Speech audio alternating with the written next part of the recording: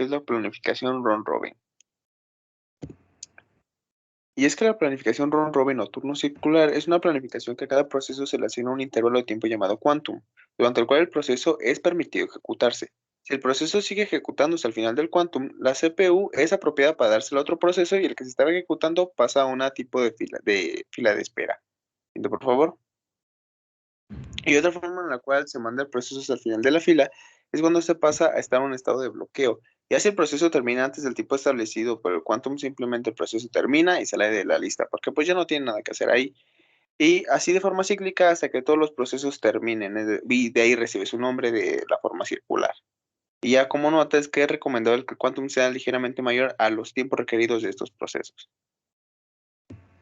Para explicar este ejemplo tenemos tres procesos con su respectivo tiempo de ráfaga. El proceso 1 requiere 24 milisegundos, el proceso 2 de 3 milisegundos y el proceso número 3 también de 3 milisegundos. Para este caso usaremos un cuanto de 4 milisegundos. Entonces al proceso 1 se le asigna el primer cuanto de 4 milisegundos, pero como aún necesita otros 20, es mandado hasta el final de la fila de procesos como se muestra en la imagen, y la CPU se asigna al siguiente proceso, el número 2. Ya que este solo requiere de 3 milisegundos para completarse, termina antes de que su cuanto caduque y se pasa al siguiente proceso, que en este caso ahora sería el 3, que también solo requiere 3 milisegundos para completarse. Y ya una vez que cada proceso recibió un cuanto de tiempo, la CPU continúa con el proceso que había sido mandado hasta el final de la fila y que es el único restante. Y obtiene los cuantos necesarios para completar los 20 milisegundos que le hacían falta. Bueno, ahora es importante comprender que el rendimiento de este algoritmo dependerá mayormente del tamaño del quantum y del efecto de cambio de contexto. Para empezar, ¿qué es el cambio de contexto o conmutación de contexto? Bueno, es aquel método que permite que varios procesos compartan una sola CPU, de tal forma que puedan volver a sus funciones con el mismo estado. Este cambio requiere de tiempo, ya que de él surgen varias tareas para pasar al siguiente proceso. Ahora, supongamos que el cuanto de tiempo es muy grande. Esto causará que la mayoría de los procesos se bloqueen antes de que se agote el cuanto de tiempo y produce una conmutación de contexto. Además, la planificación será igual a la FCFS y enmarca que el primero en llegar será el primero en ser despachado, y así sucesivamente, lo cual no tendría mucho sentido, pues queremos una planificación diferente. Además, esto sería una mala respuesta hacia los usuarios. Bien, ahora pasemos con qué pasa si el cuanto de tiempo es extremadamente largo. Tenemos una tablita, tenemos el proceso A, B, C y D y tenemos el tiempo de ráfaga respectivo para cada uno.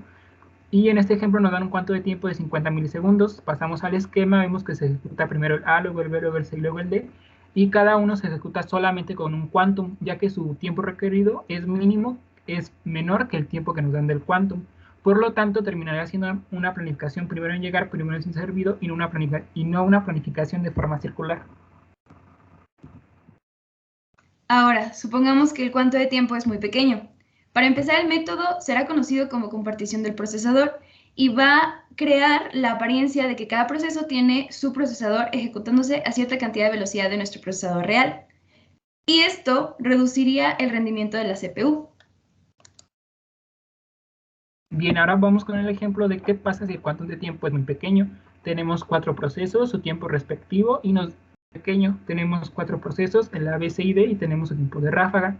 Y nos dan un cuanto de tiempo de 2 milisegundos y un cambio de contexto de 1 milisegundo. Pasamos a la parte inferior y tenemos la tablita. Como vemos, primero se ejecuta el proceso A, viene un cambio de contexto, luego el B, cambio de contexto, y así sucesivamente. También, como podemos observar, aquí sí se vuelven a repetir los procesos, por lo tanto, sí es una forma cíclica. Y esto aún no se acaba, por eso puse puntos suspensivos. Si vemos bien la tabla, tenemos en total 8 cambios de contexto, que eso sería mucho desperdicio para la CPU.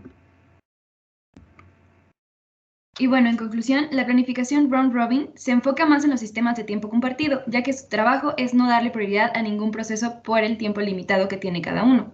De esta forma, los procesos tienen la misma atención de la CPU cada que les toque su tiempo de ser ejecutados. Y bueno, con esto concluimos. Muchas gracias.